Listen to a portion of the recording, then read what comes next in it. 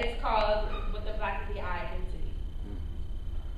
I'm not the type that flat brim hats, baggy pants, and bad grammar would find attractive. Why is that?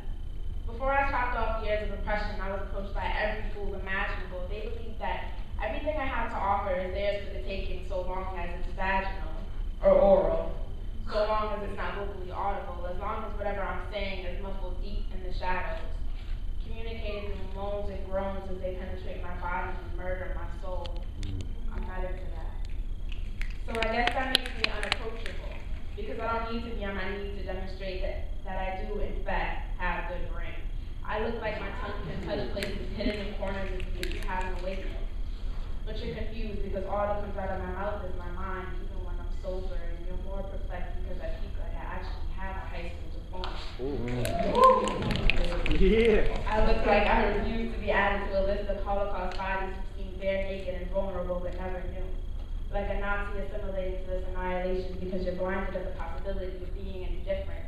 Riding in a vehicle with one mission, driven by a head with no brain. I'm no longer attractive because you can't pull my hair without fear of your hands getting caught in the crossfire of neurons. Any of these crossfires are closed down deeper than you know and make up the folds of my mind, which is why this is so intimidating to you. You're afraid that the brain I'm going to give you is going to be too much for you to handle, something you can't brag about.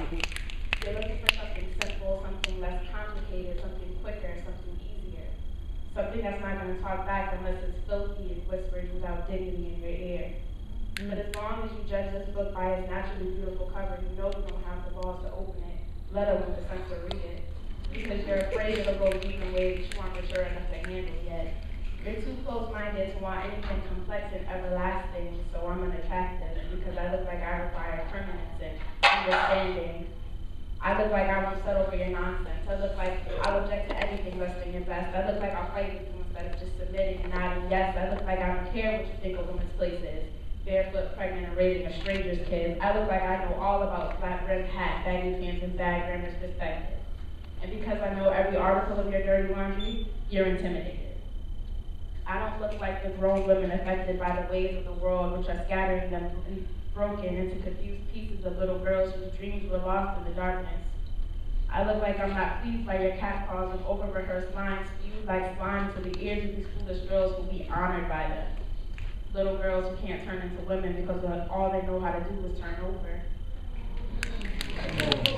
They confuse growing up with falling in love, and they confuse love for lying on their back, and they turn into little girls raising little boys who climb on top of women just like their mother to feel taller, in order to feel closer to the man they thought their father was, learning his lessons, following in his hollowed out footsteps and abandoning his seed, creating fatherless little girls too foolish to grow into women because they fall in love with an insult and a whistle.